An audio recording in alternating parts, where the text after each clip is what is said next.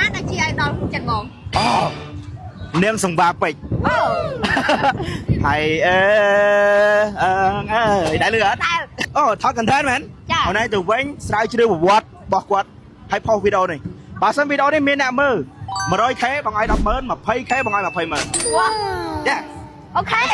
អ្នកស្រីកែវសង្វាពេជ្រគឺជារាជិនីអាយ៉ៃដ៏ល្បីល្បាញលំដាប់កំពូលមួយរូបក្នុងប្រទេសកម្ពុជាកាលពីកំឡុងទសវត្សរ៍ឆ្នាំ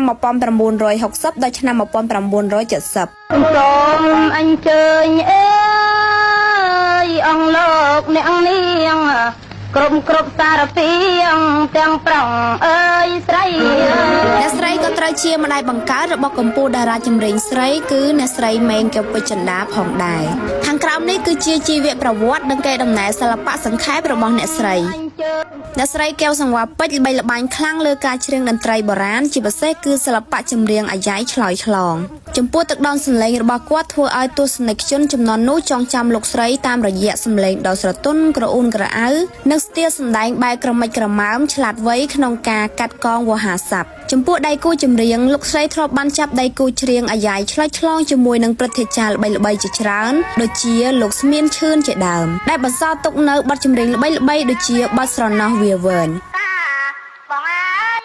ក្រៅពីទេពកោសល្យសិល្បៈលោកស្រីក៏ជាស្ត្រីមេផ្ទះដ៏ពូកែម្នាក់ដែលមានជំនាញខាងកាត់ដេរនិងច្នៃម៉ូដសម្លៀកបំពាក់យ៉ាងស្អាតប្លែកដែលបន្សល់ទុកជាចំណេះដឹងដល់កូនក្នុងសង្